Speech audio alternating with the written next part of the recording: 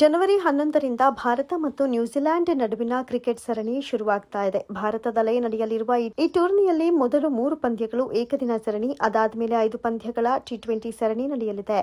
ಒಟ್ಟಾರೆ 8 ಮ್ಯಾಚ್ಗಳಲ್ಲಿ ಉಭಯ ತಂಡಗಳು ಮುಖಾಮುಖಿಯಾಗಲಿವೆ.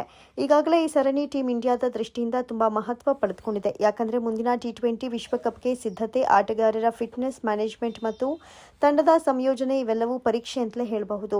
ಈ ಸರಣಿಗೂ ಮುನ್ನವೇ ಟೀಂ ಇಂಡಿಯಾದಲ್ಲಿ ಕೆಲವು ದೊಡ್ಡ ಬದಲಾವಣೆಗಳ ಸುಳಿವು ಸಿಕ್ಕಿದೆ. ನ್ಯೂಜಿಲೆಂಡ್ ವಿರುದ್ಧದ 3 ಪಂದ್ಯಗಳ ಏಕದಿನ ಸರಣಿಯಿಂದ ಟೀಂ ಇಂಡಿಯಾದ 3 ಪ್ರಮುಖ ಆಟಗಾರರು ಹೊರಗುಳಿಯುವ ಸಾಧ್ಯತೆ ಇದೆ ಎನ್ನುವ ವರದಿಗಳು ಹರಿದಾಡುತ್ತಿವೆ.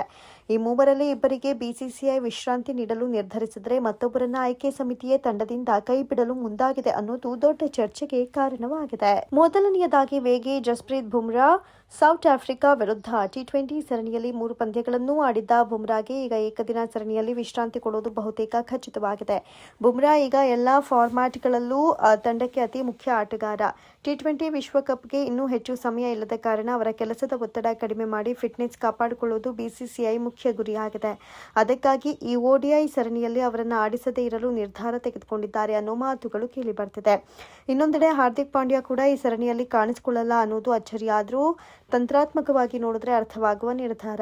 ಹಾರ್ದಿಕ್ ಇತ್ತೀಚೆಗೆ ಭರ್ಜರಿ ಫಾರ್ಮ್ನಲ್ಲಿದ್ದರೂ ಟಿ20 ವಿಶ್ವಕಪ್ ದೃಷ್ಟಿಯಿಂದ ಅವರನ್ನು ಸಂಪೂರ್ಣವಾಗಿ ಫ್ರೆಶ್ ಆಗಿ ಇಟ್ಕೊಳ್ಳೋದು ಮುಖ್ಯ.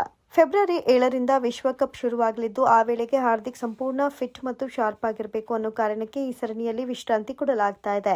ಇನ್ನೂ ಹೆಚ್ಚು ಚರ್ಚೆಯಾಗ್ತಾ ಇರೋ ವಿಷಯ ಅಂದ್ರೆ ರಿಷಬ್ ಪಂತ್. ಟೀಂ ಇಂಡಿಯಾದ ವಿಕೆಟ್ ಕೀಪರ್, ಬ್ಯಾಟರ್ ಆಗಿ ಸಾಕಷ್ಟು ವರ್ಷಗಳಿಂದ ಪಂತ್ ಪ್ರಮುಖ ಪಾತ್ರ ವಹಿಸಿಕೊಂಡಿದ್ದಾರೆ.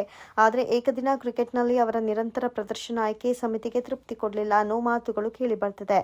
ಅದಕ್ಕಾಗಿಯೇ ನ್ಯೂಜಿಲೆಂಡ್ ವಿರುದ್ಧದ ಏಕದಿನ ಸರಣಿಗೆ ಪಂತ್ ಬದಲು ಇಶಾನ್ ಕಿಶನ್ ಅವರನ್ನ ಆಯ್ಕೆ ಮಾಡುವ ಬಗ್ಗೆ ಗಂಭೀರ ಚರ್ಚೆ ನಡೆದಿದೆ. ಇದು ಇಶಾನ್ ಕಿಶನ್ ದೊಡ್ಡ ಕಂಬ್ಯಾಕ್ ಆಗಬಹುದು. ಅಗ್ರೆಸಿವ್ ಬ್ಯಾಟಿಂಗ್, ಫೀಲ್ಡಿಂಗ್ ಮತ್ತು ಕೀಪಿಂಗ್ ಎಲ್ಲಾ ದೃಷ್ಟಿಯಿಂದ ನೋಡಿದ್ರೆ ಇಶಾನ್ ಮೇಲೆ ಸೆಲೆಕ್ಟರ್ಗಳು ಮತ್ತೊಮ್ಮೆ ಭರವಸೆ ಇಡೋದಕ್ಕೆ ಮುಂದಾಗಿದ್ದಾರೆ.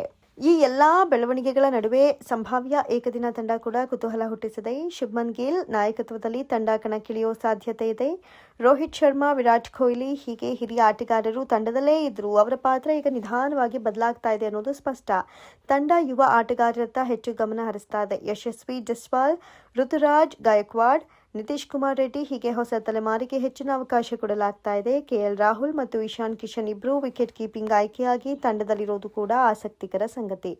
ಬೌಲಿಂಗ್ ವಿಭಾಗದಲ್ಲೂ ಬದಲಾವಣೆಗಳ ಸುಳಿವು ಸಿಕ್ಕಿದೆ. ಮೊಹಮ್ಮದ್ ಸಿರಾಜ್, ಹರ್ಷದೀಪ್ ಸಿಂಗ್, ಹರ್ಷಿತ್ ರಾಣಾ ಹೀಗೆ ವಿಭಿನ್ನ ಆಯ್ಕೆಗಳನ್ನು ಪರೀಕ್ಷಿಸೋ ಉದ್ದೇಶ ಬಿಸಿಸಿಐಗಿದೆ.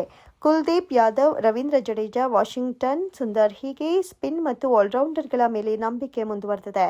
ಒಟ್ಟಾರೆ ನೋಡಿದ್ರೆ ಈ ನ್ಯೂಜಿಲೆಂಡ್ ಸರಣಿ ಕೇವಲ ಒಂದು ದ್ವಿಪಕ್ಷೀಯ ಸರಣಿ ಅಲ್ಲ, ಇದು ಟೀಂ ಇಂಡಿಯಾದ ಭವಿಷ್ಯದ ದಿಕ್ಕು ತೋರಿಸೋ ಸರಣಿ. ಹಿರಿಯ ಆಟಗಾರರಿಗೆ ಇನ್ನೂ ಅವಕಾಶ ಸಿಗ್ತಾ ಇದ್ರು ಮುಂದಿನ ವಿಶ್ವಕಪ್ಗಳಲ್ಲಿ ತಂಡದ ಚುಕ್ಕಾಣಿ ಸಂಪೂರ್ಣವಾಗಿ ಯುವ ಆಟಗಾರರ ಕೈಗೆ ಹೋಗುವ ಸೂಚನೆಗಳಂತೂ ಸ್ಪಷ್ಟವಾಗಿದೆ.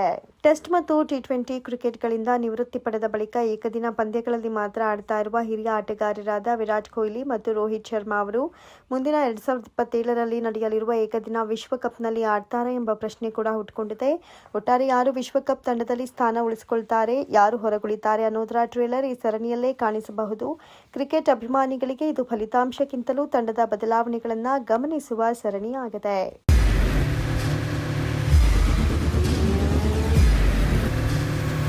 ಪ್ರಜಾಮಾರ್ಗ ನ್ಯೂಸ್, ಇದು ಜನಸಾಮಾನ್ಯರ ಧ್ವನಿ.